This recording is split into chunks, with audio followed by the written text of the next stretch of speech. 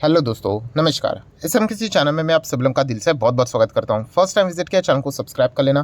Free stock market classes इस channel को भी चाहो तो फॉलो कर सकते हो, सब्सक्राइब कर सकते हो। यहाँ पर भी बेल आइकन को हिट करके ऑल जरूर सिलेक्ट करके रख लेना। चैनल का लिंक आपको ऊपर आई बटन पर नीचे डिस्क्रिप्शन में मिल जाएगा। सो चलिए इस वीडियो को स्टार्ट कर लेते हैं। ठीक है दोस्तों, अभी हम लोग आ चुके हैं बिल्कुल हमारे नॉर्मल स्क्रीन के ऊपर। एंड इस वीडियो की अगर मैं बात करूं तो ज़्यादा नहीं, 3 से 4 इंपॉर्टेंट खबरों को ही कवर करना है। एंड सबसे पहले शुरुआत यहाँ पे करेंगे दोस्तों भारत का जीडीपी का डेटा। यस दोस्तों, भारत का जीडीपी का डेटा से रिलेटेड अपडेट सामने यहाँ पे आते हुए देखने को मिला है। एंड जैसे कि आपको पता ही है कि मार्च मंथ खत्म हुआ है। मार्च मंथ खत्म होना मतलब क्या कि Q4 खत्म होते हुए देखने को मिल रहा है। जब भी Q4 खत्म हो जाता है तो उसका डेटा तो सामने आ ही जाता है, प्लस उसी के साथ साथ पूरे साल का डेटा भी सामने आ जाता है। फाइनेंशियल ईयर की अगर हम लोग बात करें तो यस, फाइनेंशियल ईयर कौन सा खत्म हो गया, 23 खत्म हुआ, तो उससे रिलेटेड भी पूरा जीडीपी का डेटा सामने आएगा। सो ये दोनों डेटा सामने आते हुए देखने को यहाँ पे मिले हैं। एंड अगर मैं यहाँ पे बात करूँ तो इसके पहले आपको पता है कि आरबीआई ने क्या एस्टिमेट किया था कि फाइनेंशियल ईयर 23 पूरे साल का जो डेटा रहेगा वो एस्टिमेट किया गया था कि 7% तक जीडीपी हम लोग को ग्रो होते हुए देखने को यहाँ पे मिल सकती है। शक्तिकांत दास जी ने हाल ही अगर हम लोग बात करें तो ठीक है, बहुत सारे लोग कंफ्यूज हो जाते हैं कि सर कभी 7% बोलते हो, कभी 6.2 बोलते हो, कभी 6.3 बोलते हो। दोस्तों बहुत सावधानी से एक एक चीज़ों को मतलब आपने देखना होता है। फाइनेंशियल ईयर 23 की बात हो रही है तो 7%, 24 की बात करें तो डिफरेंट था। कल के दिन जो हम लोगों ने देखा वो 24 था। इसलिए कहना चाहूँगा जल्दबाजी मत करो, पहले देखो कि कौन से साल की बात हो रही है। ठीक है, तो 23 की बात करें तो 7% का एस्टिमेशन उन्होंने किया था। एंड अभी डेटा सामने आते हुए देखने को मिल रहा है दोस्तों। तो आप चेक कर सकते हैं कि Q4 का जीडीपी कितना सामने आया है, 6.1%। एंड फाइनेंशियल ईयर 23 उसका पूरा ग्रोथ कितना आ गया है दोस्तों, 7.2%। मतलब यस, जो आरबीआई ने अनुमान लगाया था उससे बेटर परफॉर्मेंस हम लोग को देखने को यहाँ पे मिल रहा है। सो जो एस्टिमेट्स लगाए गए थे, इनफैक्ट Q4 का भी जो एस्टिमेट लगाया गया था वो भी हम लोग को अच्छा खासा देखने को यहाँ पे मिल रहा है। सो डेफिनेटली हम लोग कह सकते हैं कि इंडिया का जो ओवरऑल फाइनेंशियल ईयर 23 का जो परफॉर्मेंस रहा है वो शानदार हम लोग को देखने को मिल रहा है और अनुमान से बेहतर हम लोग को देखने को यहाँ पे मिल रहा है। अभी देखा गया तो इसके चलते क्या कल के दिन बाजार में अच्छा खासा परफॉर्मेंस रहेगा तो ये बोलना मुश्किल रहेगा, क्योंकि आपको पता ही है पूरा दुनिया का जो फोकस है फिलहाल वो अमेरिकन बाजार में क्या हो रहा है उसके ऊपर निर्भर करता है।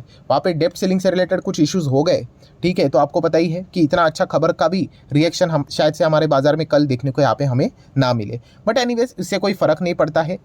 As a long term investor अगर हम लोग बात करें, जो इंडिया की ग्रोथ की स्टोरी है दोस्तों, इससे देखकर हम लोगों ने खुश होना चाहिए कि 7.2% का परफॉर्मेंस देखने को मिला है। एंड यही परफॉर्मेंस आने वाले समय में और भी अच्छा हम लोग को देखने को यहाँ पे मिल सकता है। देन अगर हम लोग यहाँ पे बात करेंगे नेक्स्ट कंपनी है दोस्तों तो पतंजलि। पतंजलि फूड्स की अगर हम लोग यहाँ पे बात करें तो इनके नंबर्स हम लोग को देखने को मिले हैं। एंड बहुत सारे लोग थोड़े से शॉक हो गए कि नंबर्स इतने कुछ खास नहीं है, ठीक है, बट उसके बावजूद अच्छा परफॉर्मेंस क्यों देखने को मिला। तो दोस्तों इसके पीछे का असली रीज़न ये है कि पतंजलि फूड्स के जो प्रमोटर है उन्होंने डिसीजन ले लिया कि वो 6% के आसपास के जो उनके शेयर्स है वो क्या करेंगे, डाइल्यूट करेंगे। डाइल्यूट मतलब मार्केट में बेच देंगे। For what purpose, obviously to meet minimum share holding norms. आप सभी लोगों को यहाँ पे पता ही है कि पतंजलि के जो शेयर होल्डर्स है, प्रमोटर्स है, ठीक है, उनके शेयर्स फ्रीज किए गए हैं। क्यों फ्रीज किए गए हैं, क्योंकि 80% शेयर्स किसके पास है, प्रमोटर के पास है। एंड आपको पता है 75 ही होना चाहिए।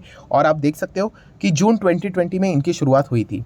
जो जून 2020 के बाद आप यहाँ पे देख सकते हो जो टाइमिंग था वो अभी तक जिस हिसाब से उनके पास मतलब रखा जाता है कि इतने इतने समय में होना चाहिए, वो अभी तक उन्होंने यहाँ पे फुलफिल नहीं किया। एंड उसी चीज़ के चलते हम लोग यहाँ पे देख सकते हैं कि उनके जो शेयर्स थे वो फ्रीज होते हुए देखने को यहाँ पे मिले हैं। तो इसी चीज़ के चलते उन्होंने फैसला लिया कि हम लोग और 6% हमारा डाइल्यूट कर देंगे, मतलब वो 75-25 वाला रूल कंप्लाई हो जाएगा।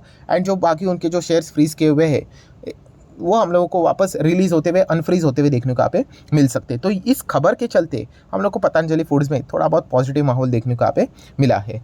देन अगर हम लोग यहाँ पे बात करेंगे नेक्स्ट, यहाँ पे आ जाते हैं दोस्तों बहुत ही इंपॉर्टेंट खबर जहाँ पे आप लोगों को बहुत सारी नई चीज़ें सीखने को मिल सकती है। तो दोस्तों वो कौन सा स्टॉक है, अदानी पोर्ट। यस दोस्तों, अदानी पोर्ट कल के दिन हम लोगों ने नंबर्स देखे, कंपनी के नंबर, जो ऑपरेटिंग परफॉर्मेंस था कमाल का था। देन उसके बाद एक्सेप्शनल आइटम, बहुत सारे एडजस्टमेंट थे जिसके चलते ओवरऑल परफॉर्मेंस नीचे डाउनग्रेड होते हुए देखने को मिला। बट ऑपरेटिंग प्रॉफिट कंपनी का शानदार था।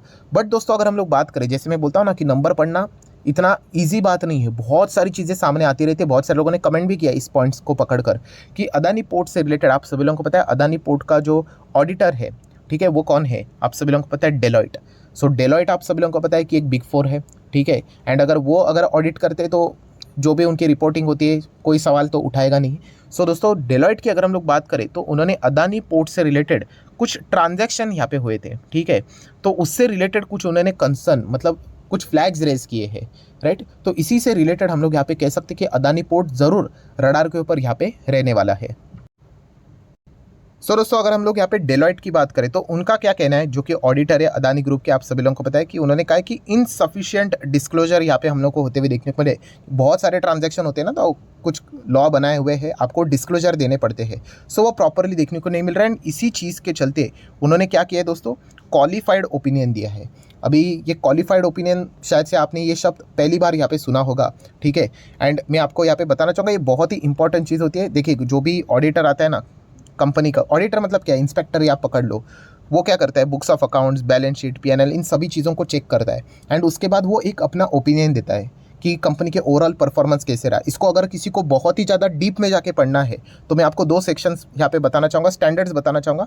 तो एक है स्टैंडर्ड SA700 करके है, ठीक है, तो उसको आप चाहो तो यहाँ पे पढ़ सकते हो। ये देखिए स्टैंडर्ड ऑफ ऑडिटिंग में 700 आपको मिल जाएगा, उसको थोड़ा सा पढ़ लेना।